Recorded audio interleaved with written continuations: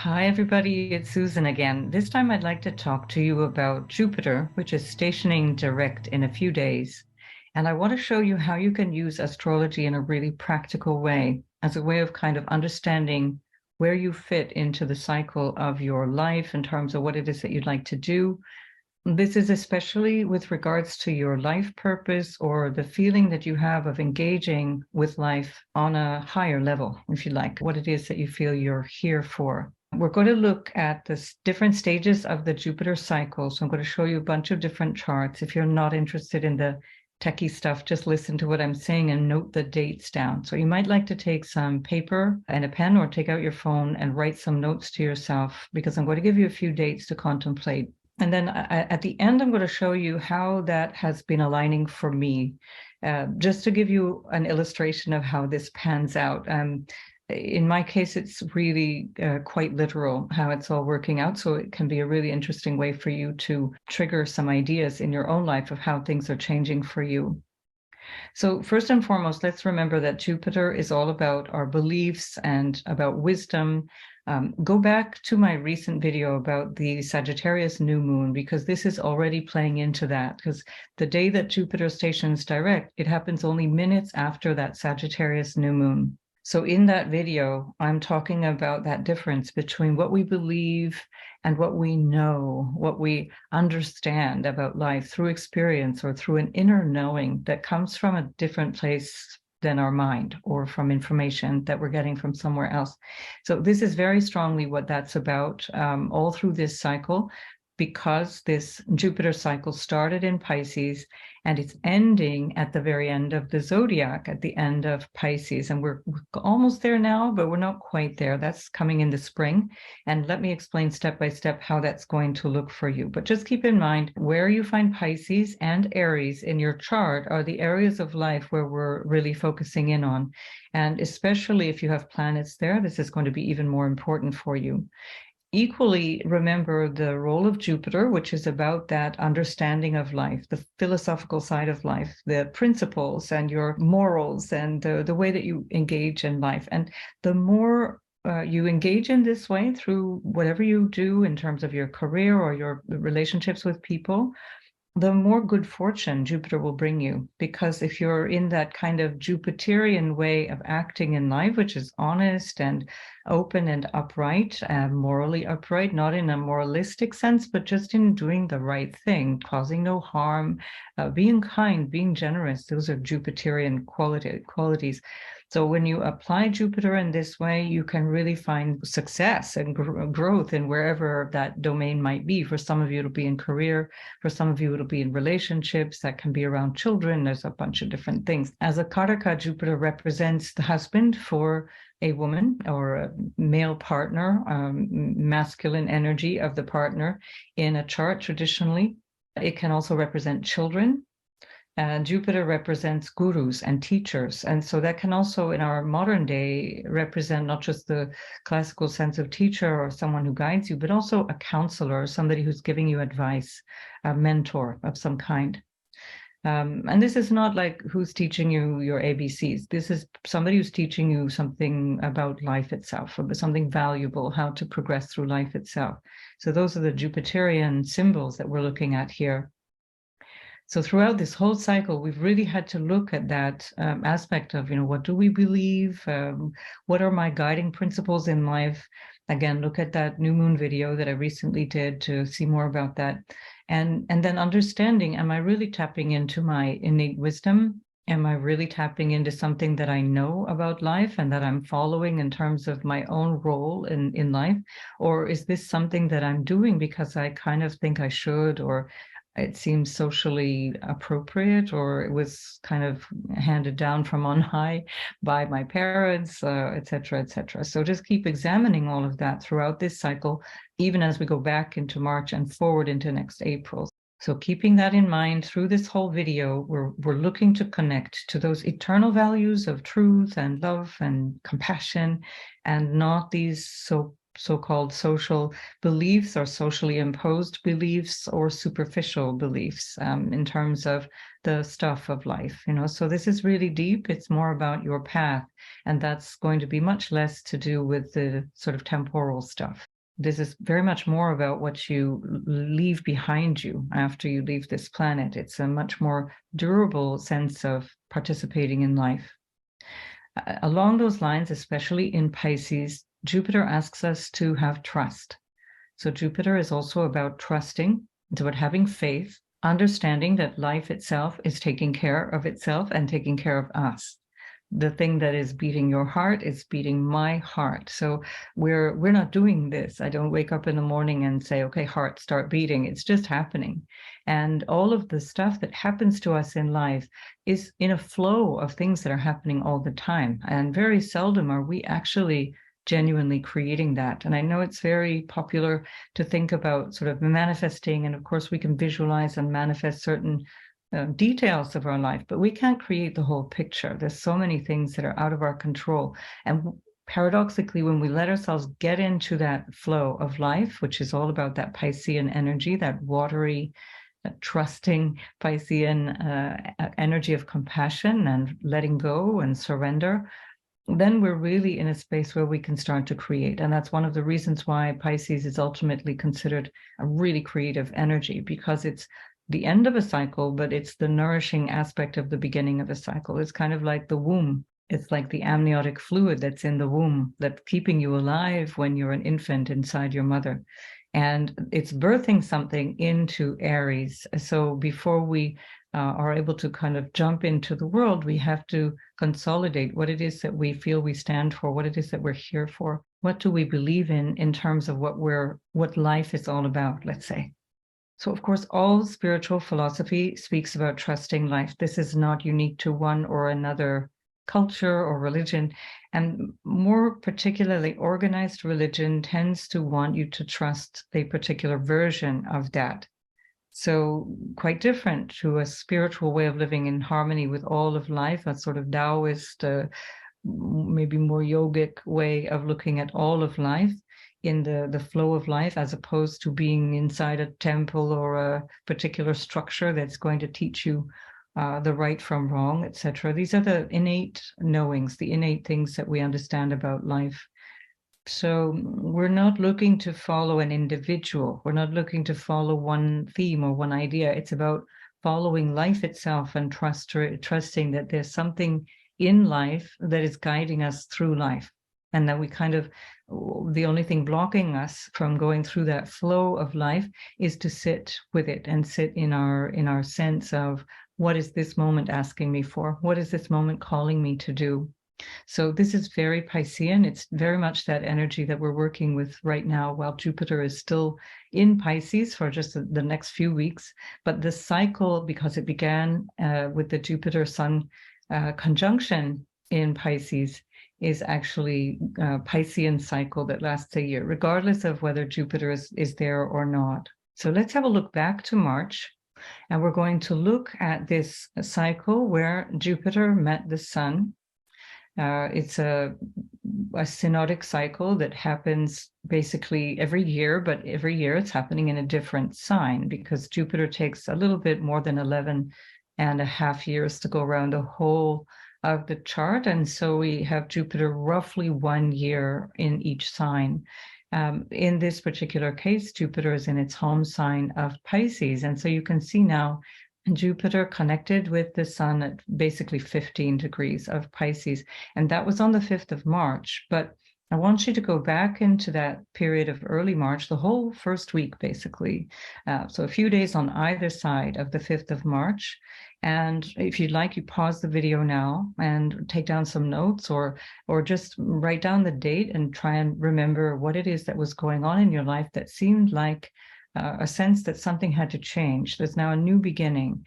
In the area of life where Pisces is found in your chart, you'll get much more detail if you understand that. And even if you don't know your chart, it doesn't matter, because now we're just simply looking at Jupiter and the Sun in Pisces starting a cycle. And that cycle is everything I've just illuminated. It's what is my role here? What is my purpose here? What am I wanting out of my life? from a very high place of understanding a kind of an overview of your life, and seeing that this is now something that you're understanding to digest the last 12 years to prepare for the next 12 years. So again, you might like to take some notes about that and keep in mind, this is a flow, so it doesn't mean that something's wrong or you're not getting it or nothing changed for you if you can't remember what was going on. Even remembering details like, I started being motivated by this and less motivated by that, for example, just even subtle cues like that. Start to look back. And then as we go through each cycle, you might find that things jump out at you. It makes more sense. So let's continue, and we'll have a look now at the next phase of this. We had the first quarter square, the opening square of the Jupiter-Sun conjunction, and that cycle between Jupiter and the Sun is quite like following the lunar cycle. It's the same with planets. Each time a planet meets the Sun, in whichever, it's called a synodic cycle, whichever synodic cycle that planet has. In the case of Jupiter, it's annually. In the case of a planet like Mercury, for example, it's much more frequent. It happens throughout the year. But let's come back now to the Jupiter opening square. Okay, so now we see that Jupiter is squaring the Sun and Moon, which are forming a new moon just by coincidence, because this is not guaranteed to happen in this synodic cycle. But Jupiter is now squaring at 7:18 the Sun and Moon, which just conjuncted at about 7:18 as well. The Sun is in this chart just moving away from that. So we're now looking at a sense of tension. So what we're looking at here is the 29th of June. We've gone from the 5th of March or early March. Now at the end of June, it's kind of like, what am I going to do about all this stuff? Like, what am I here for? What am I doing? Is this going to work, or do I even know what I'm supposed to be doing? So in some cases, this is going to be more of a crisis of not knowing. This is the first tension in this cycle. So it's a sense of, I don't know, actually, or it becomes so uncomfortable that something needs to change. So have a look at what was going on the end of June and see what in your cycle was feeling that pressure, that motivation to change, what may have felt confusing or uncertain for you, and keeping in mind that it may not be clear until the end of the cycle what was actually going on when you look back in retrospect. Okay, so now we're going to look at Jupiter trining the Sun and Moon. It's the day that Jupiter stationed retrograde. So look at the degree point of Jupiter. It's 8 degrees and 43 minutes of Aries. That's the maximum that it got through the sign of Aries before stationing retrograde. So again, on the day that Jupiter is stationing, it is in a trine. So where we had the square on the day of the new moon in Cancer, now we have a trine on the day of the new moon in Leo. We're seeing all of this energy of what is stimulating, what is new, what is fresh. And again, this will not happen in exactly the same way every year. So this new moon energy is an added boost to this whole notion of this Jupiter synodic cycle. It's not always going to align. So we want to notice what was going on in life around the 28th of July, a couple of days on either side of that. Give it a full week to understand that things are shifting slowly, because especially when a large outer planet is stationing either direct or retrograde, it moves really slowly. So it was at that degree for quite some time already, like pretty much all of July. And it continues at that degree for most of August as well. Now, it's very, very slow around this time because it appears to be standing still in the sky. That's where we get this notion of stationing.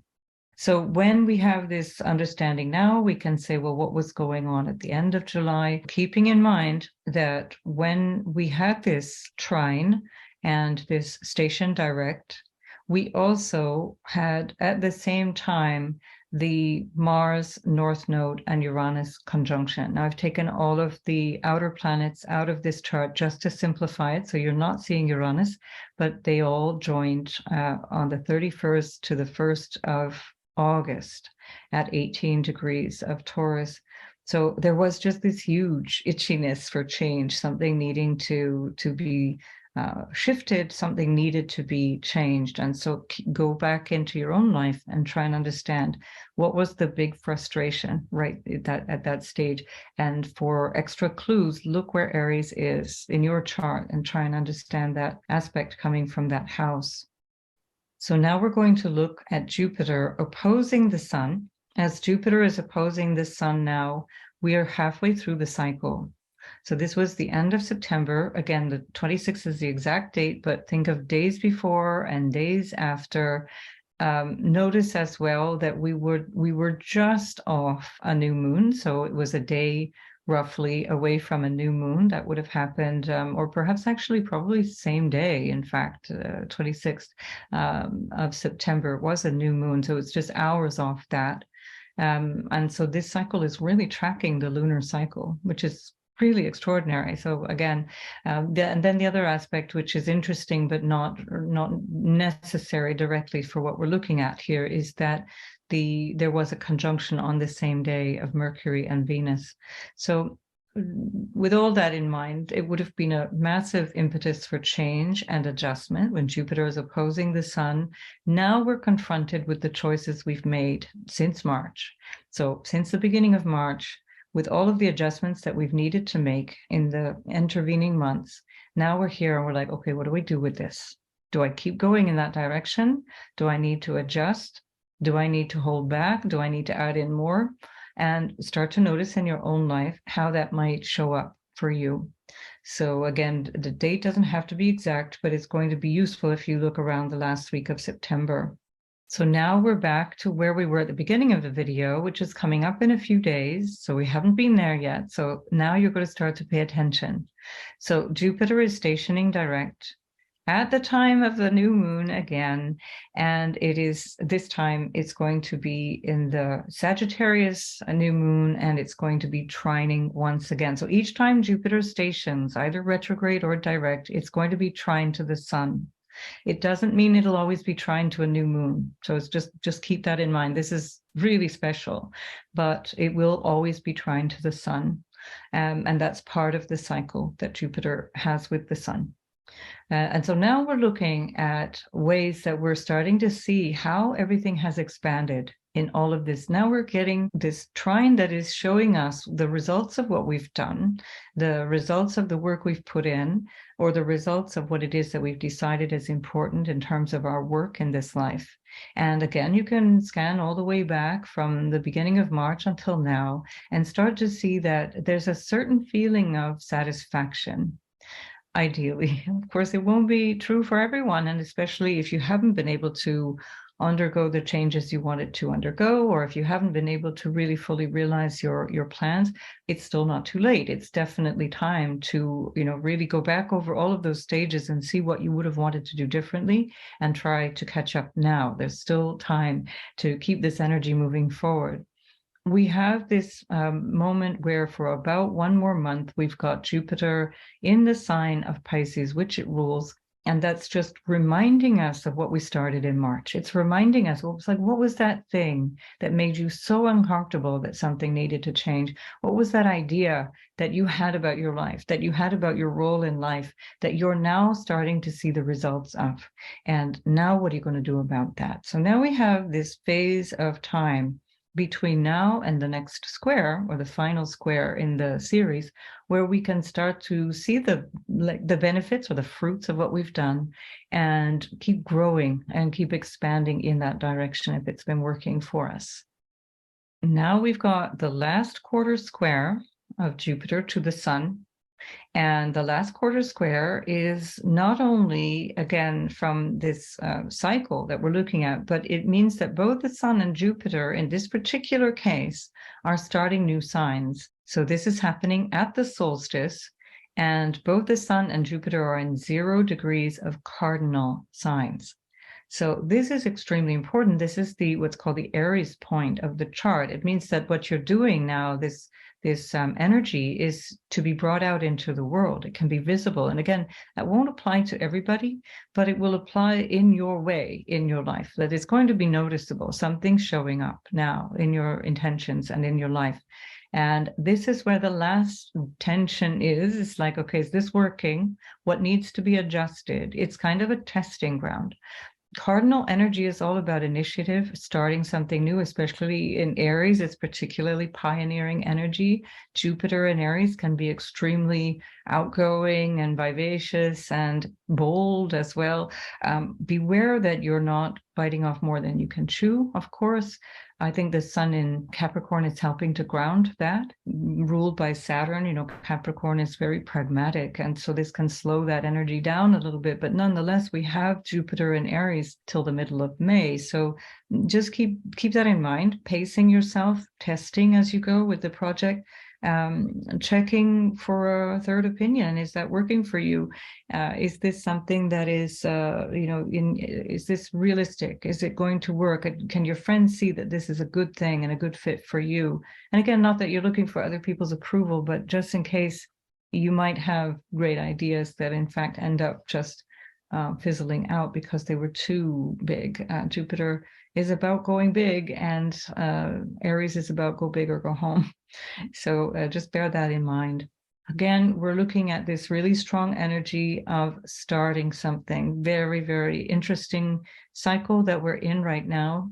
Again, this Jupiter cycle that we've been experiencing in 2022 and into 2023 is possibly one of the only optimistic aspects of the craziness that we're living through at this moment. So put a lot of effort into reflecting on this to just really have a sense of what it is that you want to see in this world. How do you want to show up in the world? How do you want to contribute to all of that? And in this particular case, especially around the house wherever Aries is found in your chart, nonetheless, it's going to show up in your life. So intuit that if you're not sure about your chart.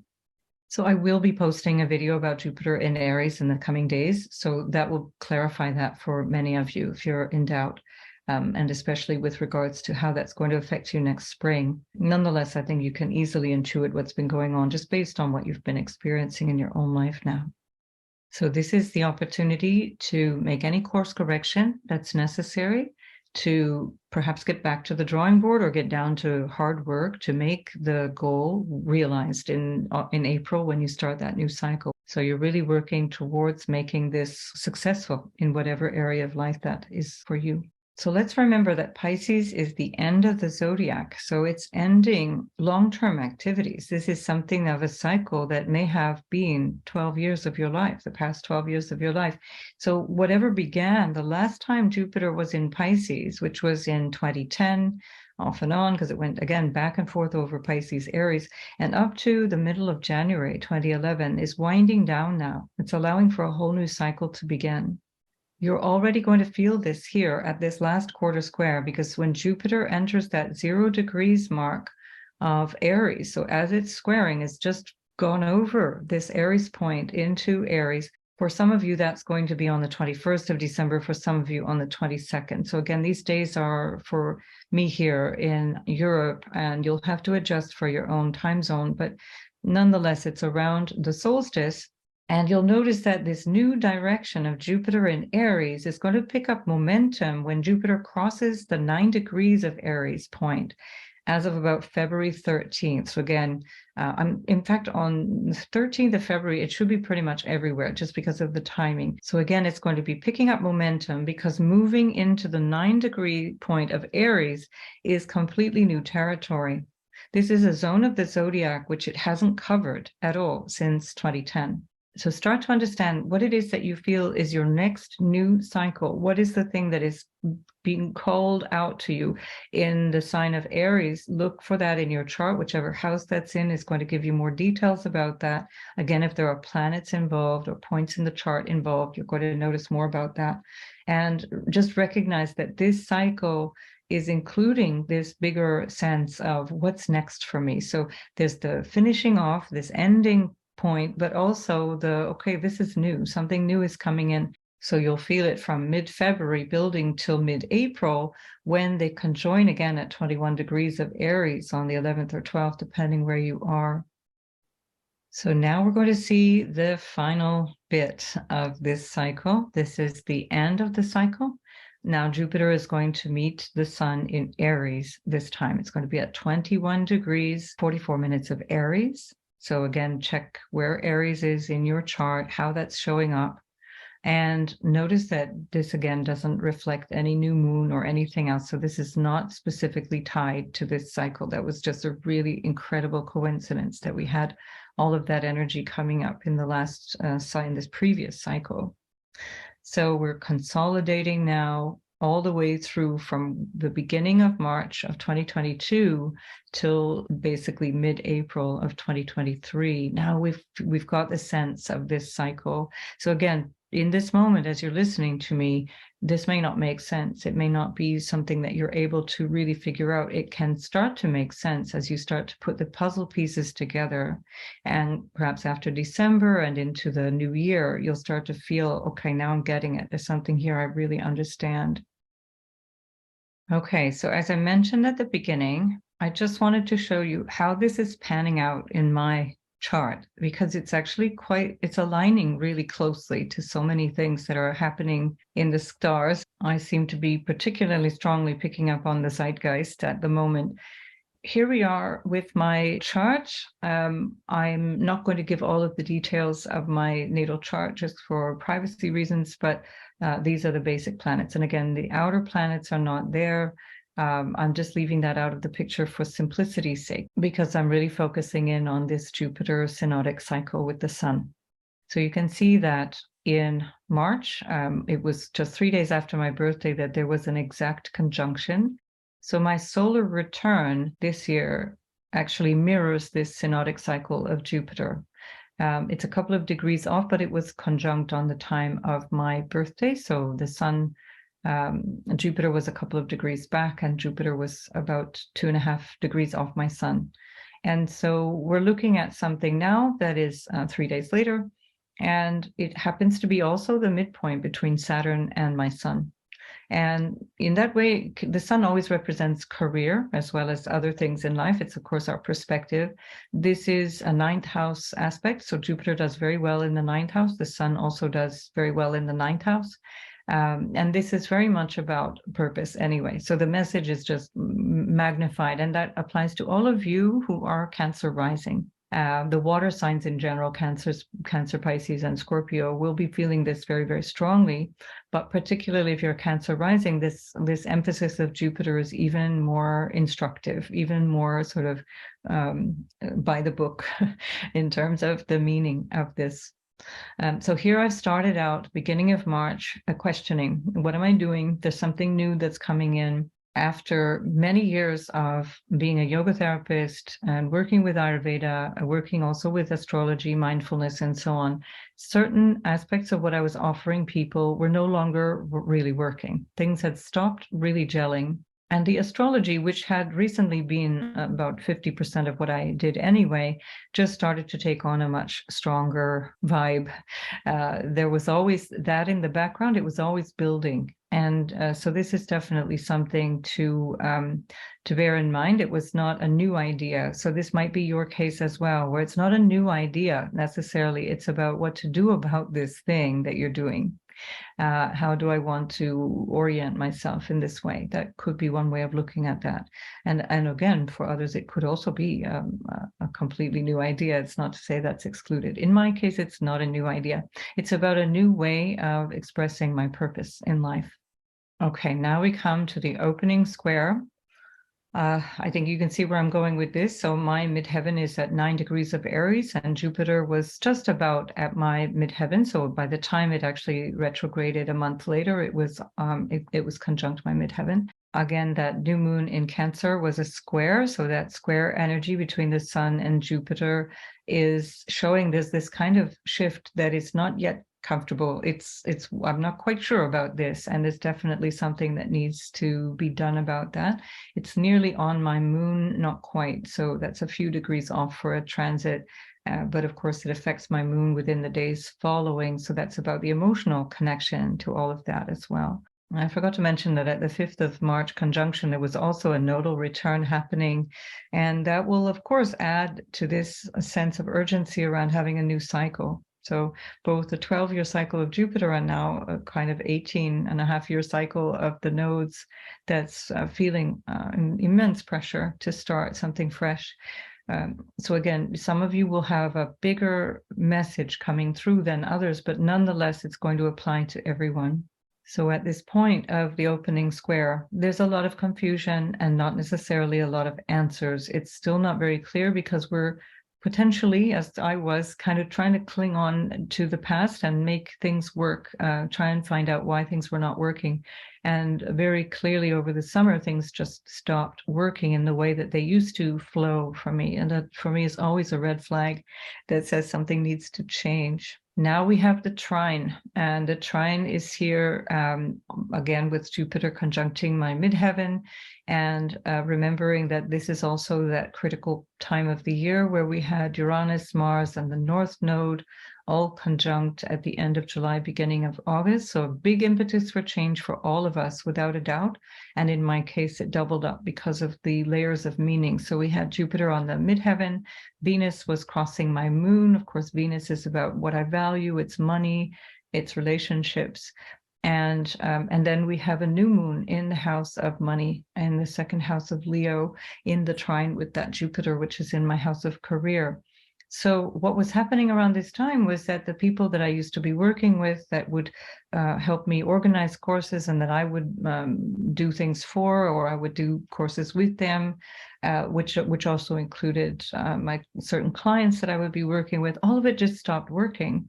I would launch a course, prepare something, organize it, or I would be asked to do something, and then the organizer would just kind of disappear, or they would not follow through, or they would follow through so late that it was no longer possible. Just crazy things were going wrong in a way that felt like something bigger was happening, that it was all just sort of dissolving around me. And so at this stage, I was starting to really become clear. The old way is not working anymore. I need to put more focus on a new way. And I still yet, at this point, at the trine, was not quite clear what that new way needed to be. And of course, all the time, taking in the appointments and the connections that I had around the things that I was doing anyway through Ayurveda or various kind of personal consulting, as well as of course, the astrology, which was always there. Now we're moving into Jupiter opposing the sun. So here we've got Jupiter retrograde. It's opposing the sun between the 10th and the 4th house. Again, that's that calling around work, what to do. I have now Mercury and Venus conjunct opposing my natal Mercury and Mars. So there's a lot about communication and money and commerce. The 3rd house is all about commerce. 9th house is all about teaching and advising and counseling and all of that stuff that I do. And we had Mars just approaching my natal Jupiter. And so now we have a new story, a new part of the story, which is that Mars is going to trigger my Jupiterian sense of purpose, which is there in Gemini in the 12th house. So again, part of the story, not quite sure yet what I should be doing, but now it's starting to be really clear that the old stuff that's not working must be left behind. So at this point, I continued to organize a couple of courses, but with really like a fraction of the number of people that would normally sign up. And it was very clear that this was just losing steam.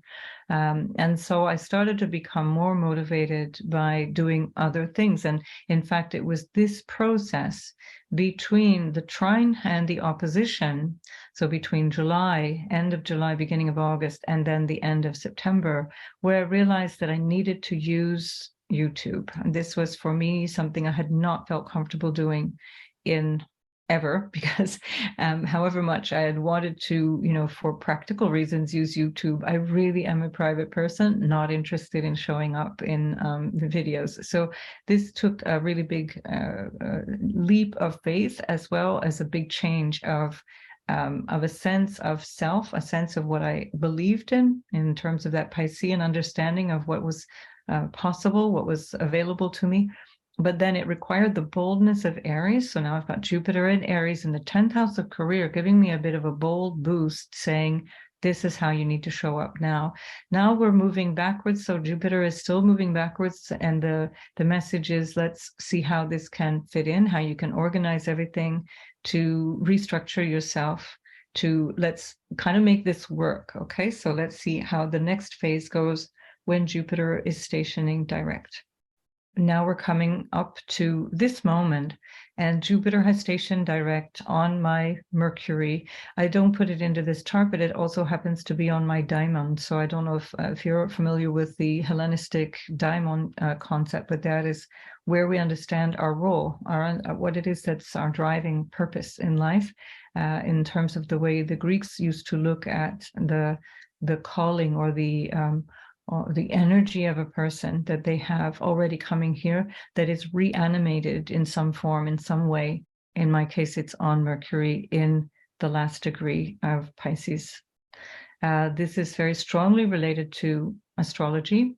The 9th house is very strongly related to astrology in terms of teaching and counseling and working with astrology to guide. That's where the king's councils would be, for example. The 8th house is related to astrology in the sense of the occult aspects of it, the sort of mysterious aspects of it. So people with a prominent 8th house will also have a real affinity for astrology, but perhaps with a slightly different vibe than I'm giving it. So here we have that Mars again. This time it's retrograding over my Jupiter. So now, while the Jupiter is on my Mercury, now moving direct, so it's going to be exact within a few days after this, then we've got Mars on the Jupiter going direct, and it's kind of, again, saying, so how's this all going to look? How's it going to work? Now the new moon that is trining Jupiter coming up in the few days after I post this video is in my 6th house, and that's for all Cancers, of course, but in my case it happens to refer back to my choice around what to do with my work. You know, how am I going to show up in the world? New moon in the 6th house is saying there's something very different here. And so here we have quite a lot of key details of a story that is showing that something needs to change in the way that you do work, in the way you show up, in the way you see yourself, and in the way you see your purpose in the world. So again, it's not an entirely new thing. It's something that is a new way of doing the thing that I was already doing. And for some of you, that's going to show up as something very, very fresh, very new. So of course, we're not sure what this is all going to look like, but when we see Jupiter ingressing Aries at the solstice point, now we see once again Jupiter is just moving off my Mercury into my house of career, how I show up in the world. Jupiter will be there between now and the middle of May next year. And this, again, a pure coincidence at that same time. Coincidence, again, maybe not. It's astrology after all. It's all about what we see as coincidences. We have now the midheaven of this particular transiting chart is directly on my moon, which means the public. And so by transit, the midheaven is in Cancer. And so what we're seeing then on the other side of that is that Venus is opposing my moon. So aspecting that perhaps can be that there are new people that I can be working with, and that Venus is sort of playing tag with Mercury for weeks on end, basically from late October all the way through to December. And so now that's, again, suggesting maybe new people to work with, new ways of working with relationships in this context. The potential is also for another, intimate partner to show up. Why not? That would be welcome too.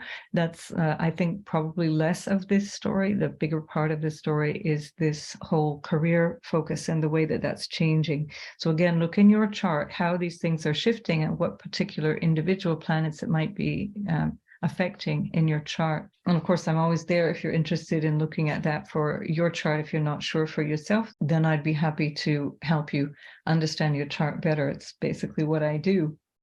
So let's have a look at the very last stage here. Now we come to the final cycle, and the final cycle is showing us that there is once again something new to start in career. This will be something that is different in the way to show up for the next 12 years, roughly. of this Aries cycle. So there's something I've understood about my role, my purpose, my sense of what to do, and it's showing up in a way that is novel because it's Aries, but also bold. So there we go. Not my nature, but there we are. It's what we're here for.